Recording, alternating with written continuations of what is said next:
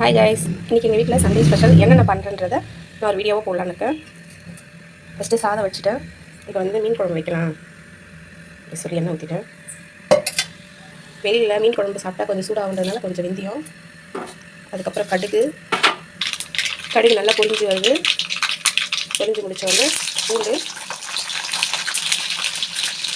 சவந்தவங்க கலந்து இப்போ வெங்காயம்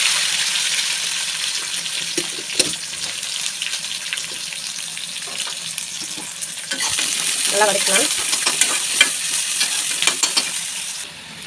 வெங்காயம் நல்லா வதக்கிட்டு கூட தக்காளி போட்டுருங்க.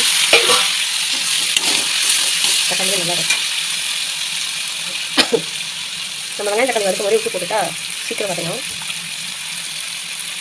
கூடயே வந்து மஞ்சள் ஆட் பண்ணியாச்சு.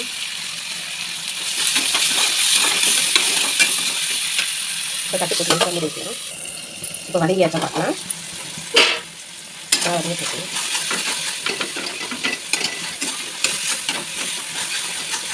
இப்போ வந்து இது வந்து எங்கள் வீட்லேயே அரைச்ச மிளகாத்தூள் தான். இது ரொம்ப காரமாக இருக்குன்றதுனால நான் 2 ஸ்பூன் போட்டுக்கிறேன். அவங்க காரத்துக்கு தகுந்த மாதிரி போட்டுக்கணும்.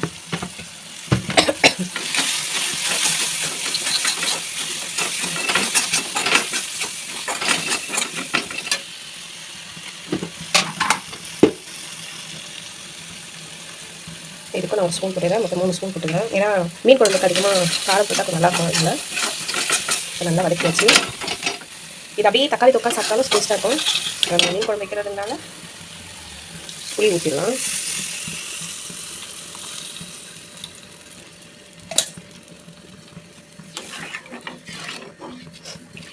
குழம்பு கொச்சிச்சான்னு பார்ப்போம். சூப்பராக கொச்சிச்சு. இப்போ மீன் போட்டுடலாம்.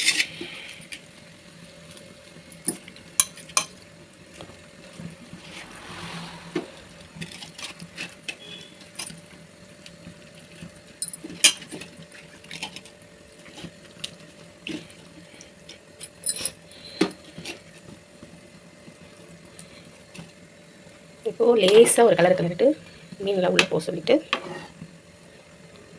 நம்ம தட்டு போட்டு முடிக்கலாம். இப்போ இந்த சைடு என்ன பண்ணிகிட்ருக்கேன்னா, மார்க்கெட்டில் வந்து இந்த ப்ரக்கோலி பார்த்தேன். நான் எப்போனா தான் செய்வேன். நிறைய இருந்தது மார்க்கெட்டில். போட்டுட்டேன். நிறைய இருந்தது. சரி உடம்புக்கு நல்லது தானே அப்படின்னு சொல்லிட்டு வாங்கி வந்திருக்கேன். இதை வச்சு நீங்களாம் செய்யலான்னு பார்க்கலாம். மீன் குழம்பு எப்படி கொச்சிட்டு பார்ப்போம்.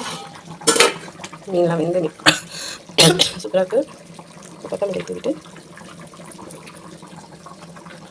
கொத்தமல்லி தூவியாச்சு. அவ்வளோ மீன் குழம்பு ரெடி ஆகிடுச்சு. முடிஞ்சிச்சு.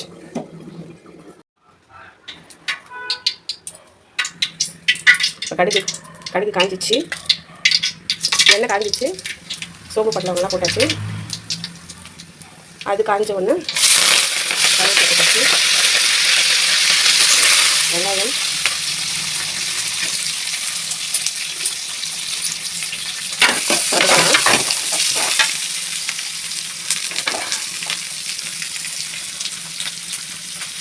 உப்பு கொஞ்சம் போட்டுக்கணும். மஞ்சள் போட்டு வதக்கி வச்சு இப்போ வந்து பூண்டு போட்டுக்கணும். இஞ்சி பூண்டு தக்காளி போட்டாச்சு. இதை நல்லா வதக்கலாம். இது தட்டு போட்டு மூடி வச்சா கொஞ்சம் நல்லா வதங்கும். இப்படி வதங்கிட்டு பார்ப்போம்.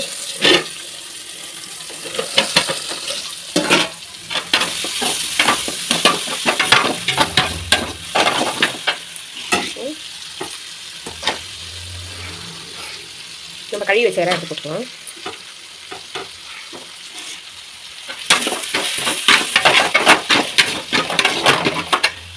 இடம் வதங்கினே இருக்கும்போது நம்ம இந்த ப்ரக்கோலி எடுத்துக்கலாம்.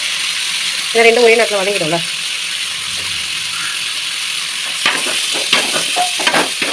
இந்த இறாவும் ப்ரக்கோலியும் ஃபஸ்ட் டைம் ட்ரை பண்ணுறேன்.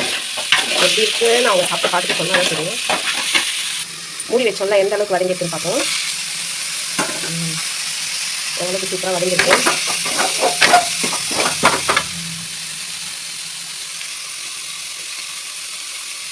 நல்லா தான் 2 ஸ்பூன் போட்டுக்கலாம்.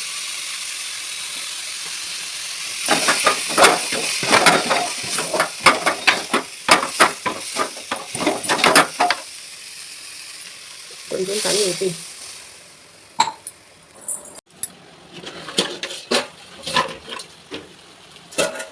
எறா ப்ரக்கோலி நல்லா வெந்துச்சு.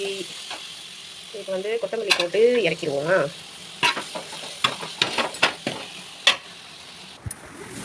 ப்ரக்கோலியும் எறாவும் தொக்கு, சாதம்,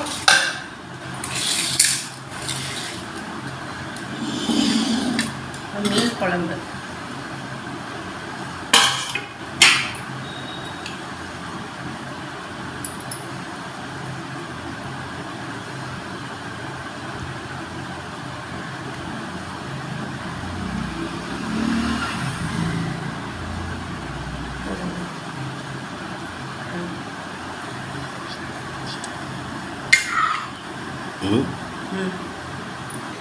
மெயின் டாஸ்கே வந்து நம்ம செய்கிறத வீட்டுக்காரங்க சாப்பிட்டுட்டு என்ன ரிசல்ட்டு சொல்கிறாங்கன்றது தான். நாங்கள் எப்படி இருக்கு சாப்பிட்டு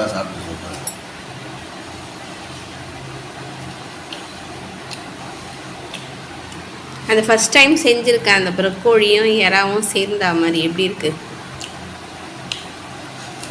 சூப்பராக இருக்கு. மீன் குழம்பு நல்லா இருக்கு. என்ன மீனுங்க அது பேர்? காணாங்கத்தை மீன். காணாங்கத்தை மீனா? காணாங்கத்தை மீன் உள்ள மீன் என்ன வேணும்? இந்த மாதிரி நல்லா கலராக நல்லா பரமாக பர்ஸ் வாங்கி நம்ம எல்லாம் வச்சுக்கிறோம். இந்த பர்ஸ் எப்படி செய்யறாங்க பார்க்கணும். இது எவ்வளோ கஷ்டப்படணும். அதுக்கு தான் இந்த மாதிரி ஒரு பர்ஸ் வரும். இந்த ரேட்டு 150 ரூபாயிலேருந்து 200 ரூபாய்க்குள்ள வரும். அந்த மாதிரி ரேட்டில் தான் வரும். நாங்கள் பார்க்கலாம். யாரும் வேலை செய்யுங்களா? எப்படி ஸ்நாக்ஸு டீ எல்லாம் காலி பண்ணிட்டீங்களா? நான் ஃபஸ்ட்டு இதை பிடிச்சிட்டு இதில் மேலே ஒட்டணும். இந்த மாதிரி ஒட்டே ஆமாம் இருக்குது. அவ்வளோதான். இந்த ப்ராசஸ் முடிஞ்சோடனே சார் நீங்கள் என்ன சார் பண்ணுறீங்க? இது வந்து வாலெட்டுக்கு நடுவில் சென்ட்ரு பீஸு தான்.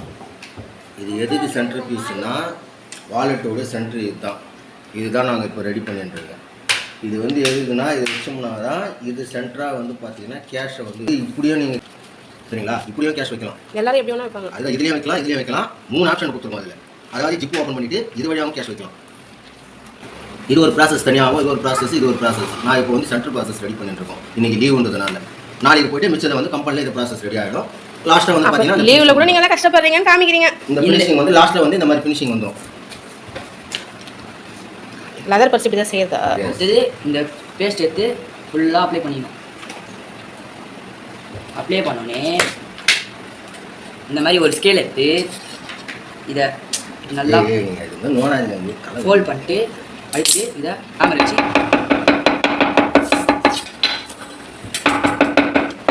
அவ்வளோதான். இது செஞ்சுட்டோம். அதுக்கடுத்தது இந்த மாதிரி நிறைய பீஸ் வேணும். அதுதான் நம்ம வீட்டில் முக்கியமான ஒரு நபர் வேலை செஞ்சுட்டு இருக்காங்க. அவங்க என்ன பண்ணுறாங்கன்னு பார்ப்போம். நீங்கள் என்ன பண்ணுறீங்க?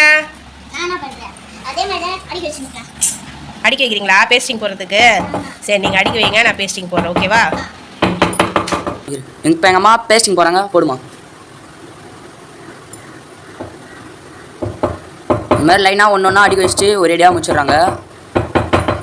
கீழே பேஸ்டிங் போடுறாங்க. பேஸ்டிங் முடிஞ்சோடனே மேலே எடுத்துன்னு போயிட்டு எங்கள் அப்பா தட்டுவார். தட்டுப்பா.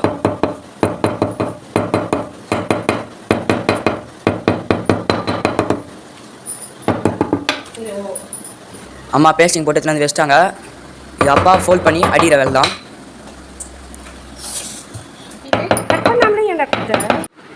Thank you guys. எல்லாம் லைக் பண்ணுங்கள், ஷேர் பண்ணுங்கள், எங்கள் சேனலை எல்லாருமே சப்போர்ட் பண்ணுங்கள். இந்த சண்டேஸில் எங்கள் வீட்டில் என்ன நடந்ததுன்றதை நாங்கள் போட்டோம், சமைச்சு சாப்பிட்டோம். வீட்டில் ஹஸ்பண்ட் எடுத்துன்னு வந்து ஒர்க் பண்ணார். நல்லதே நினைப்போம், நல்லதே நடப்போம். Thank you friends. எங்கள் வீடியோ எல்லோரும் இவ்வளோ நேரம் பார்த்ததுக்கு தேங்க்யூ.